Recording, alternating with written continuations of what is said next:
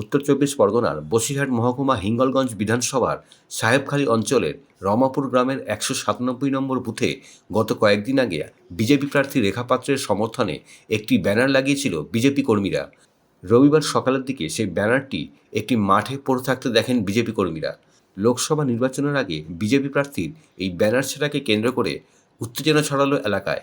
এই অভিযোগ অস্বীকার করেছে তৃণমূল কংগ্রেস। উত্তর চব্বিশ পরগনা এসসি ওবিসি সেলের সাধারণ সম্পাদক সুরেশ মণ্ডল বলেন, সম্পূর্ণ মিথ্যে অভিযোগ। বাইরে থেকে লোক নিয়ে নিজেরাই ব্যানার ছিঁড়ে প্রচারে আসতে চাইছে বিজেপি। তাদের হিঙ্গলগঞ্জে কোনো সংগঠন নেই। দেখুন, ব্যানার ছিঁড়ে ফেলে রেখা পাত্রকে বসিরহাটবাসীর মন থেকে মুছে ফেলা যাবে না। তৃণমূলের পতন শুরু হয়েছে এই বসিরহাট লোকসভা থেকে, আর সেই পতন যে অনিবার্য তা লোকসভা রেজাল্টের পরেই দেখতে পাবে। বসিরহাটের মানুষ রেখা পাত্রকেই সমর্থন করছেন এবং তৃণমূলের এই নোংরামির জবাব ভোটের বাক্সেই দেবে।